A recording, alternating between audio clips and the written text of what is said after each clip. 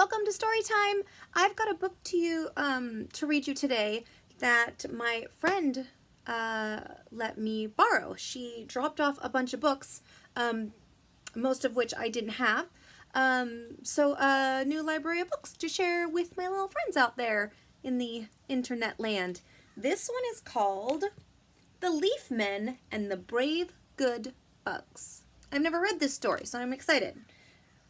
Got the little pictures. They look like little aliens, but I guess they're supposed to be bugs in the moonlight.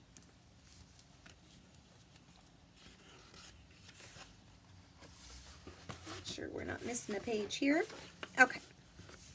Here we go. Make sure you guys can see pictures. There once was an old woman who loved her garden. Though her skin was wrinkled with age, it was as soft as the petals of her favorite roses. When I was a child, she told the children, the garden was a miraculous place, and anything could happen on a beautiful moonlit night.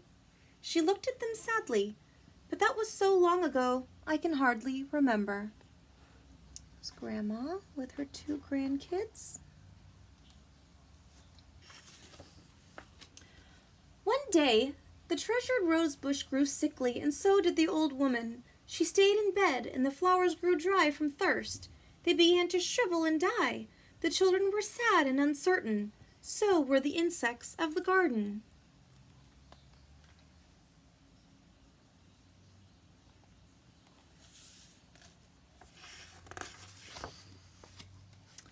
The cricket serenaded the old lady. The fireflies wished her well, but she would not wake. Her dreams were fitful and filled with things from long ago. She grew weaker and weaker. The garden was in peril.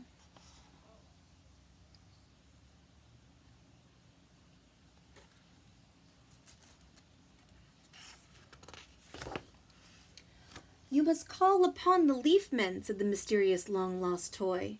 Only they can save things now. The Leaf Men are not real, sneered the Spider Queen. Her ant goblins croaked and laughed, but the toy ignored them.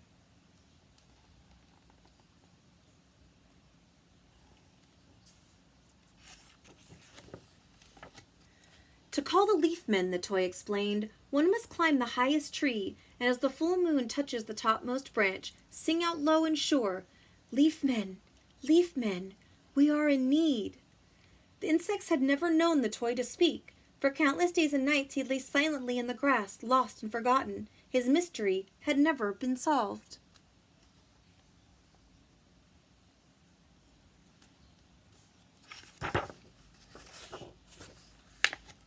The insects had heard stories of the Leaf Men, but they were unsure.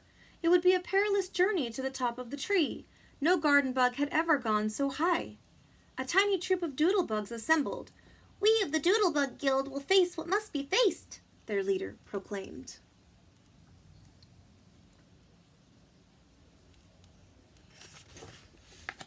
The Spider Queen laughed at them, but the Doodlebug leader stopped her short. Tiny of body but brave of heart, we will finish what we start, he said proudly. This angered the spider. The long-lost toy smiled. He'd never liked the Spider Queen.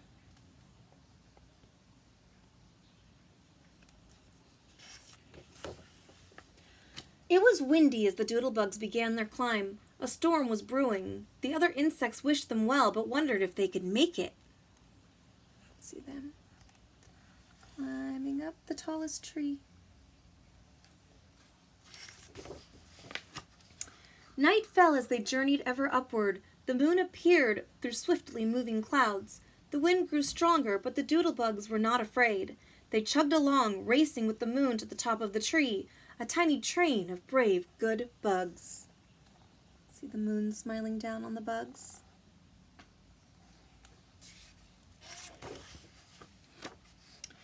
They were almost to the treetop when lightning flashed. The sky rumbled, giant raindrops smashed down, and then the Spider Queen appeared. See, there's the bugs getting to the top. There's the Spider Queen. The doodlebugs rolled up tight to save themselves, but doodlebug bowling was just what the Spider Queen hungered for. No spider snacks are we, shouted the doodlebug leader. He tickled a goblin and got away. "Leafman," he called out. "Leafman, we are in need." So she has these little goblins who protect her, these red guys. And the doodlebug tickled him to let go, so he's laughing. And then he got to yell for the Leafmen. The storm stilled, the air grew quiet, and there stood the Leafmen, ready to lend a hand. Oh, so they're not the brave bugs, these are the Leafmen.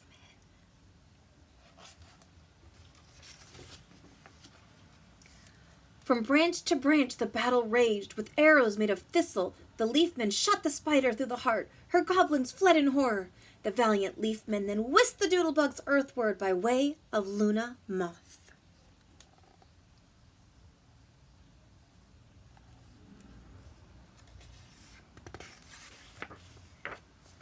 The Leafmen were gardeners of a grand and elfin sort.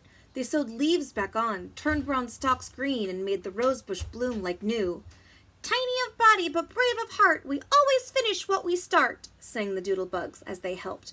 But when the gardening chores were done, the Leafmen grew quiet.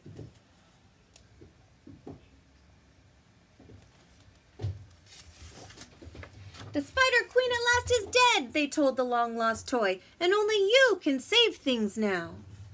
So now the Leafmen have gone down to the long-lost toy, and they need his help. So they carry him into the house to the old lady where she's laying in bed still.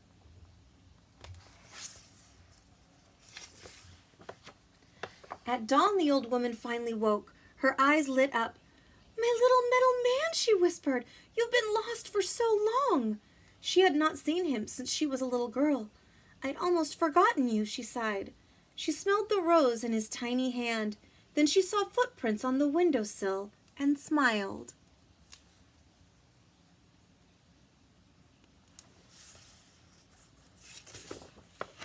Soon the old lady was back in the garden. "I remember now," she said. "My father gave me the metal man to watch over me at night. My mother planted the rose bush to bring me comfort. I remember they told me that the Leafmen watched over the garden and make sure everything's all right."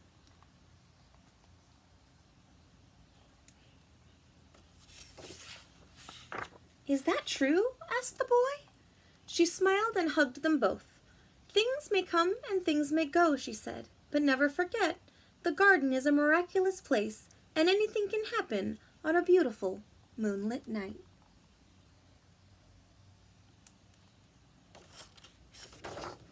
The end. And there's the grandma when she was a little girl with her mom and dad. And there's the little metal man that was the long-lost toy. That's how long she'd had it, since she was a little girl. And even though it was lost in the garden, it was still taking care of her. How nice. The end. I like that. That's a good story.